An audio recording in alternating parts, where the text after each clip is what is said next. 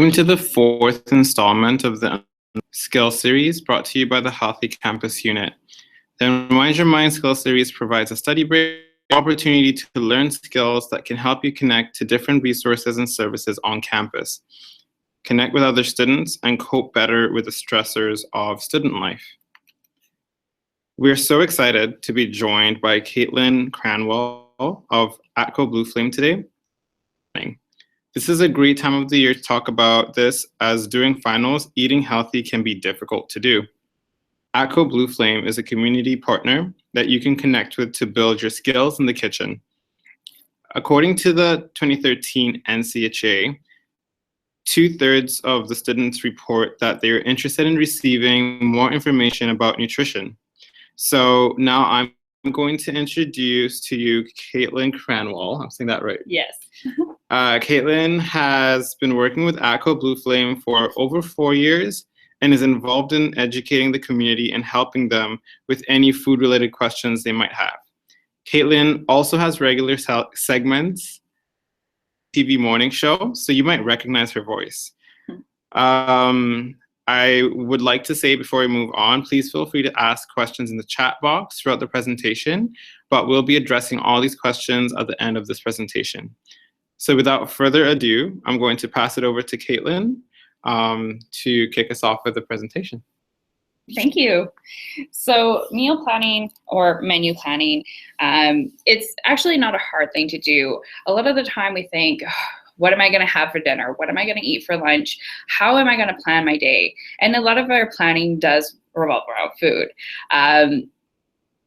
To take just a little bit of time. I usually take time on the weekend because that's when I have more time than during the weekday, and plan out what I'm going to have. So I'm looking at things that I already have in my pantry and going from there. When you menu plan, you know exactly what you have in your house and then what you need to buy, so then you can stay on a budget. So how do you meal plan? Well, set aside about an hour on the weekend. If you have time during the weekday, so maybe you have Thursdays off, plan it for the Thursday. Look at what you have in your pantry, look at what you have in your fridge, in your freezer, see what you already have, and then base your recipes off of that. Look at flyers, look at coupons, see where you can make your savings, because that's going to go a long way to keeping on budget. And then I always look for recipes. So Pinterest is great. ATCO Blue Flame Kitchen, of course, our website has on there, and really easy ones, or your favorite ones from back home. Look at those, see what you already have, what you need to purchase, and then plan out what you need to do for the week. So some helpful tips are going to be, let's look at your schedule. When are you busy? When do you have a little bit more time to prep things? So I know that Thursdays tend to be my busy day. So I'm usually not going to cook on a Thursday. I'm going to plan things that I can have as leftovers that day, or things that I can use really quickly. So maybe I make extra chicken breasts on Tuesday or Wednesday, and then have just a chicken Caesar salad on Thursday when I know that I'm going to be quite busy. Look to your friends or family. Are they going to come over for dinner? Do you have a roommate that you plan out meals with? Let's plan together. You can then separate the bills, or separate what each of you need to prep in order to get things done. Then it's not just on you. And also then you know kind of what's going on. I love having my calendar up on my fridge, just because then I can plan what I'm doing each day. I only plan for a week at a time, because you never know what's going to happen, and you do need to be flexible, because not everything is going to go exactly as you plan, but at least then you can kind of have it a little bit organized, so then during a stressful time, at least it's kind of there. And then also making sure that you're really writing down what you need to buy at the grocery store, because then you don't have to keep going back, making more trips, because that will cost you more money in the long run. So this is our weekly menu planner, or weekly meal planner. So as you can see, it's just broken down into a weekday, and then it goes through your grocery list on the side. This is great. It's from our website, atcoblueflamekitchen.com. You can easily print this out each week and start planning from there. Super easy to use. when you're at the grocery store, you do want to make sure that you're doing a couple things. So I always make sure that I know how my grocery store is set up. I go to the same grocery store every week because that way I know where everything is. Then I'm not spending too much time there. You also want to make sure that you shop when you have the time to do it, or shop for staples once a month and perishables once a week. Try not to make those multiple trips is a great thing. You also want to make sure that you're not shopping while you're hungry. You don't want to buy those impulse buys. I know I always grab like a bag of chips and a thing to pop if I'm definitely hungry. So you want to make sure that you're doing it when you're not hungry and when you don't have time restraints. If you're doing it right before you have to do an appointment or something like that, you're going to miss stuff on your list, or you're going to make those impulse buys instead. Make sure you're marking your list. So I always take a highlighter with me and I highlight the items that I have got in my cart or in my basket, and I just keep going from there. You always want to go from the outside in when you're grocery shopping. That actually is the wrong way of saying it. You actually want to go from the inside out. I know that a lot of people always want to go from the outside in because the outside has all your fresh produce, your dairy, your meat. However, when you're grocery shopping, you actually want to get your dry goods food first and then move out. The reason being is you don't want to have your eggs sitting in your cart for the hour or so that you're going to take grocery shopping and then have another hour going home, because now we're looking at food safety concerns there. So always start with your dry goods. So those are going to be your staples, your pantry staples.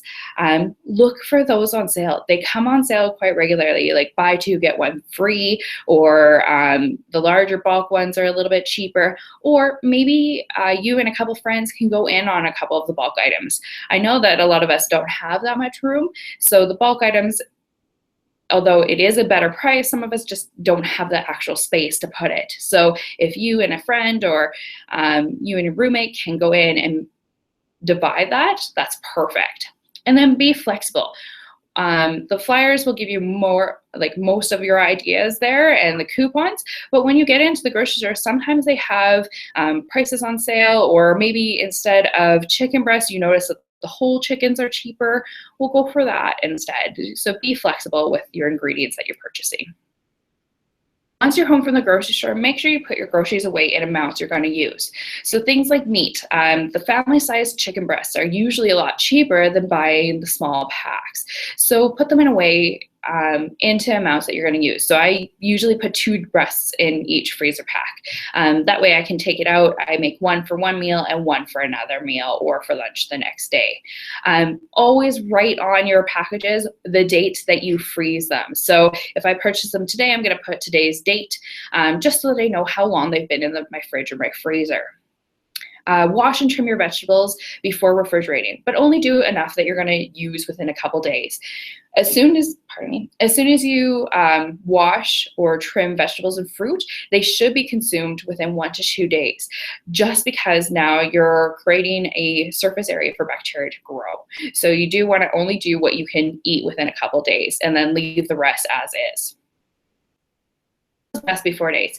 See in your pantry or in your refrigerator what you need to do or use up right now, and plan your meals around that stuff. So if I bought a whole bunch of canned beans like a couple months ago and I'm noticing, oh, I haven't really gone through these, pull them to the front, make a nice chili out of it, and use it up relatively quickly. Points to remember when you're menu planning. Set a goal. Are you menu planning because you want to save time? Are you menu planning because you're budgeting, or you want to eat healthy? You want to increase your vegetable content? What is it why do you want a menu plan? See what you can do there. Remember the 4 food groups. The more colorful it is, the more variety you have, and the more healthier it is. Dark color veggies really do have more nutrition. So make sure you're going from all colors, and look at those Canada's Food Guide to give you some inspiration there. Also, compare nutrition facts labels. Make sure you're mindful of the portion sizes, because that's the main thing that differs between brands. Make sure the portion sizes are the same, or convert to make it the same, and then look at the different nutrition facts. Of course, we want sodium to be low, We want our fiber content and our vitamins to be nice and high. Look for those. Health Canada has great resources on how to read nutrition facts labels. I would recommend looking at that. Look at your flyers and online sales, see what you can find. Coupons are great. They really do help save you money in the long run. And also having those loyalty cards for different stores. So Superstore has one, Save on Food has one. They're great because they give you points, and those points will eventually give you money off your grocery bills. So looking for those and using those when you can. And then keeping a well-stocked pantry. So the things that are shelf stable are great when you can purchase them on sale. And then they can be kept in your pantry and then you can use them. So things like canned tomatoes, canned beans, pasta, rice, those things you can buy in bulk and have them there, and they're not going to go bad, at least not for a while. And then you can use them up. Planned overs are a great way also to plan out your week. So look at for those things that you can do. So if I'm making chicken breast already on Monday and I know that Thursday I want chicken breast as well, let's make some extra. Or maybe you're cutting up carrots for a stew, but you also want carrots in your salad. Well, let's cut up some extra at that point as well. So you're not doing double duty. You're just doing it once, and then it's planned for the next couple days. For those kind of things, you don't want to keep it more than about 3 to 4 days out. The reason being is whenever you have leftovers should really be used within 3 to 4 days. You shouldn't be keeping things more than that. If it's seafood, it's only 1 to 2 days. So you do need to be mindful of that. On our website, ATCOBlueflankitchen.com, we have a fantastic food storage guide right on the main page.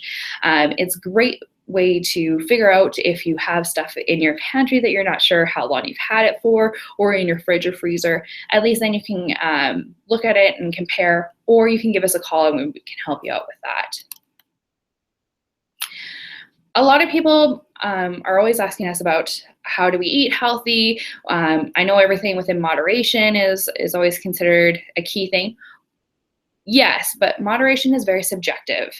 It can mean very different things to different people. So you want to find that balance between the two extremes. Deprivation or not having things, and overindulgent. That's how we define moderation. It's the in between, that balance between them. Strategies and habits can be maintained long term as part of a healthy lifestyle. You just don't want to yo-yo between those two extremes, but you also don't want to limit yourself either. I like going out for a beer and of course chicken wings, but I'm not going to do that every day. I'm going to strike out that balance and try to figure out what it means to me to eat healthy. I always have those cheat days as well, because there's days where I can't cook. There's just no way. There's not enough time in the day for me to actually prepare my own meal. So those are the days where I treat myself to like a pizza or wings or something like that. But it's only once in a while. It's not every day or every week for that matter. Good habits. So just a couple of things that will help you. So out of sight, out of mind. Keeping things like your chips or munchies or any of that up on the top shelf of your pantry where you can't see them all the time. Things like fruit, keep them in the open, because then you're more likely to grab the apple rather than the big bowl of chips. That's really a great way of being mindful of what you're eating. Portion distortion. So using smaller plates and bowls to serve your portions and then taking a second helping is great, because then you're not going to do the eyes are bigger than the belly thing, where you're filling up your plate because it's a huge plate, so you fill up everything. And then you feel guilty if you leave stuff there, because now you've touched that. You don't want to use that as a leftover the next day. So having those smaller plates, those smaller bowls, taking a smaller portion to start off with, and drinking a glass of water in between, because are you hungry or are you thirsty? That's a big thing that most people can't tell the difference between.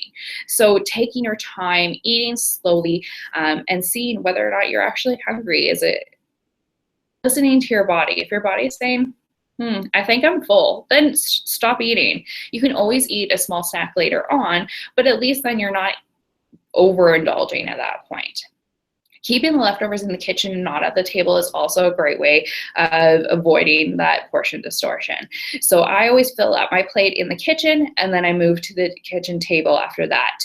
That way you're not going to want to put an extra spoonful or see that there's a whole bunch of leftovers there. This way you can also have leftovers for the next day, so it helps you plan that out. And again, hungry and thirsty is a very hard thing for us to figure out what we are. So take a glass of water, drink it, and then see if you're actually hungry. Most of us are just thirsty. So be mindful of what your body is trying to say. Tips for lowering your sodium, fat, and sugar.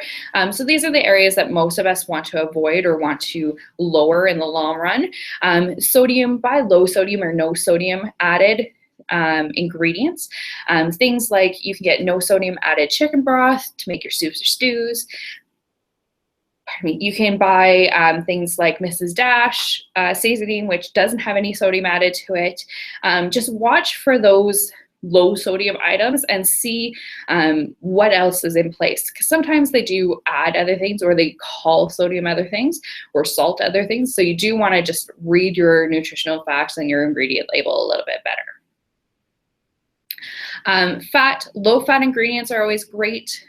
Switching out meat with beans or tofu, half or all of it, it's up to you.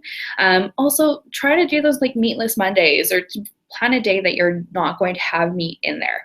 That way you're balancing everything out. And then always bake instead of fry things. That really does help. Fat is necessary, especially when it comes to fat-soluble vitamins.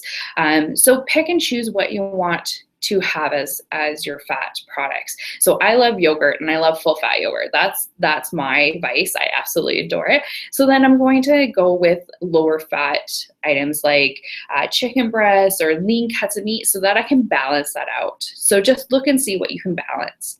And then for sugar, use sugar substitutes when applicable, if you can have them, and learn to avoid sugar's aliases. So sugar can be called multiple things on your ingredient list. So like glucose, dextrose, fructose, corn syrup, honey, etc. You want to buy unsweetened items, trying to avoid those processed foods that have a lot of sugar to it, and also try to avoid drinking your sugars. Pop and juice are really high in sugar, and a lot of our Starbucks drinks are notorious for sugar. So try to keep them as a treat rather than a daily.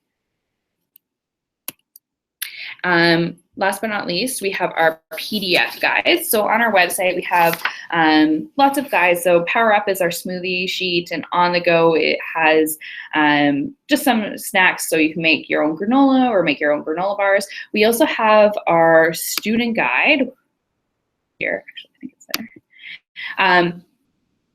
Guide is a great tool for any student that's on the go, or if you just moved out of the home for the first time, or you're just on your own for the first time. It's a great tool to have, just because it has things like laundry basics. It goes through a couple different recipes. It links you back to our website, which is fantastic. Kind of goes over the basic tools that you want for your kitchen, what you want in your pantry as well for those basics. But really great guide for anyone that has questions or wants to read up on things that are always great when you're just leaving the home. If you have any questions, again, ATCO Blue Flame Kitchen, our website is fantastic. It has a lot of how-to guides. You can always visit our YouTube channel as well. It has things like how do I pit an avocado, or how do I get the seeds out of a pomegranate. So really great YouTube videos showing you those really easy, simple steps. And then you can always give us a call or email us. We'd be happy to help you out. Thank you so much, Caitlyn. Mm-hmm. That was really useful, especially because I know students are always so busy and don't really think about the food they're eating that often. Mm-hmm. So it's good to have that in mind. I just have a few questions, Mm-hmm. but before we do that, here is the contact information for ATCO Blue Flame if you would like to reach out to them. They have a pretty sweet website that is pretty comprehensive, and they also take calls on multiple things that you might not even think that you could call in for. Stain removal is one of our main questions, that's for sure. Yeah, that's awesome. But I have a few questions here. And the first one is, it is final season and students get drained pretty quickly. So I guess a good question would be, what foods can help provide an energy boost to students, especially who are studying? So things that are gonna give you an energy boost, most of us think, okay, well, let's go for an energy drink or a chocolate bar or something like that. It's going to give you a boost, but it's going to drain you really quickly. So you want things that are going to keep you fuller for longer and have those high energies. So things like nuts and seeds are great. Fruit, you can do like granola bars and stuff because they have a little bit more fiber. So they're going to keep you fuller longer, and they're going to still have that little bit of natural sugar in them so that they'll give you that energy boost.